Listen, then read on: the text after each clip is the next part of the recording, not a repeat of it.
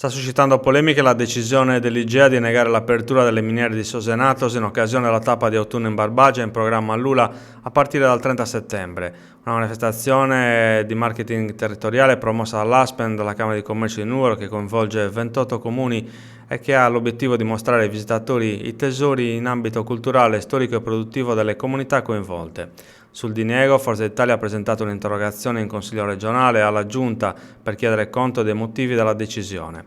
L'iniziativa è stata firmata da Alessandra Zedda e Pietro Pittalis, rispettivamente vice capogruppo e capogruppo di Forza Italia nell'Assemblea sarda. Si tratta di un sito di sicuro interesse per i visitatori, visto che è una miniera di cui abbiamo prime testimonianze che risalgono addirittura all'epoca nuragica, fino ai giorni nostri, perché l'attività si è protratta fino al 1997.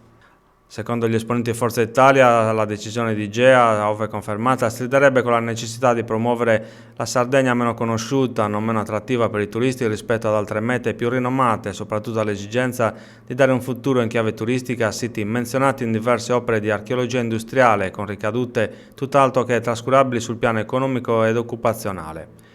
La Giunta regionale intervenga, concludono i forzisti, per tempo e arricchisca la manifestazione autunno in Barbagia con una tappa che sicuramente sarà apprezzata dai turisti e dai visitatori sardi.